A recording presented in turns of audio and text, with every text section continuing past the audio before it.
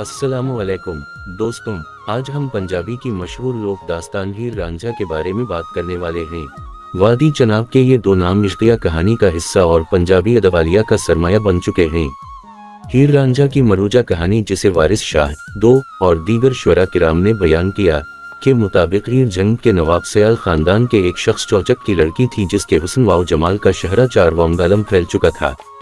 कस्बा तख्त हजारा जिला सरगोधा के एक शख्स रांझा नामी, जो मर्दाना हुस्न का नमूना था, हीर के हुस्न के गायबाना शोहरत से मुतासिर हुआ और हीर के ख्याल में गिलता रहने लगा।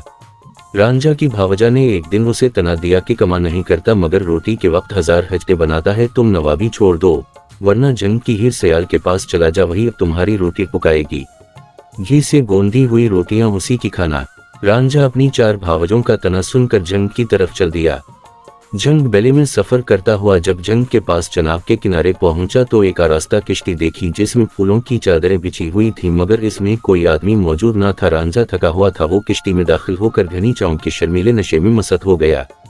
पिछले खा हीर अपनी सहेलियों के हमराह आई। उसने किश्ती में अजनबी को सोया हुआ देखा तो इसकी नवाबी हिस भड़क उठी, इसकी गैरत बेदार हुई। उसने अपनी सहेलियों के साथ किश्ती में दाखिल होकर रांझा को नींद से जगा दिया और उसे सख्त सरजनिश की। इस दौरान में रांझा ने हीर की तरफ देखा और हीर ने उसकी तरफ। दोनों की निगाहें मिलीं और फिर झुक गईं। यहाँ हीर इस अजनबी पर सख्त खफा थी मगर नजरें मिलने के बाद इसका अंदाज इंतहाई नरम हो गया। ये पहली मुलाकात दोनों के दरमियान मुस्तकिल इश्क की बुनियाद बन गई। रफ्ता रफ्ता दोनों करीब हो गए। चौचक ने हीर की सिफारिश पर उसे भैंसें चराने के लिए मुलाजिम रख लिया।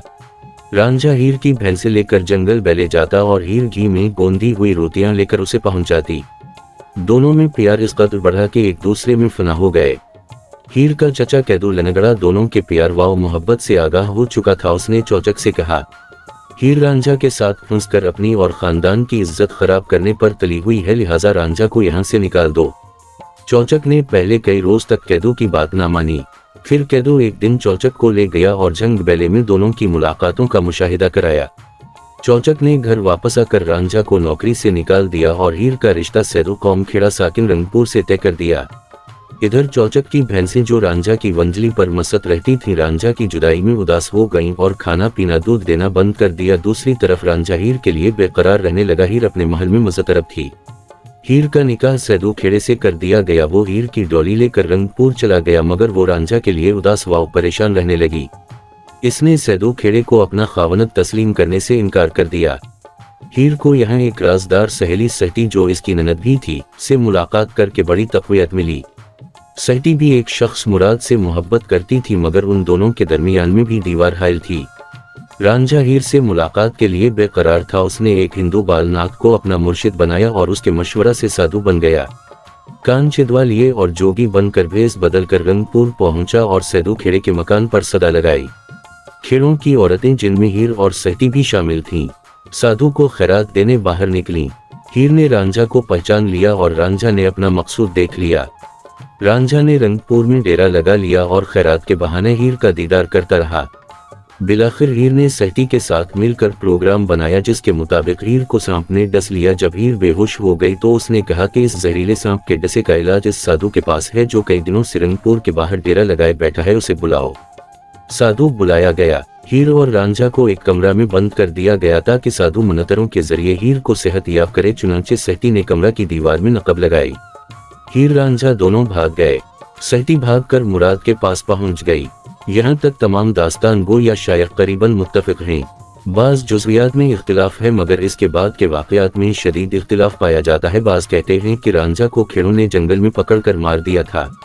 बाज़ कहते हैं दोनों को कत्ल कर दिया था। कुछ ने यह ख्याल जाहिर किया है कि दोनों जब जंग के करीब पहुंचे तो सियालों ने उनको कत्ल कर दिया था। कुछ दास्तान नोयसों ने लिखा कि रांझा को कत्ल कर दिया गया था।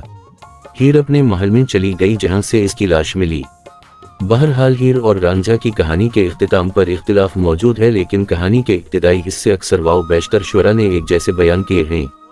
वारिस शाह और दीगर शुरा के बयान करदा वाक़यात का इख्तिसार ये है। हीर रांझा की कहानी पर मबनी भारत और पाकिस्तान में मुतअद्दिद बार हीर रांझा नाम की एक फिल्म बन चुकी हैं। 17 पंजाब में 3 सदियों तक उसको शादी ब्याह, मेलों और दीगर मौक़े पर गाया और सुना जाता रहा है। इसको पाक व हिंद के मुतअद्दिद गुलकारों ने गाया है। आज भी पंजाब के देहातों में बुजुर्ग शख्सियात इससे लुत्फानंदोज होते हैं।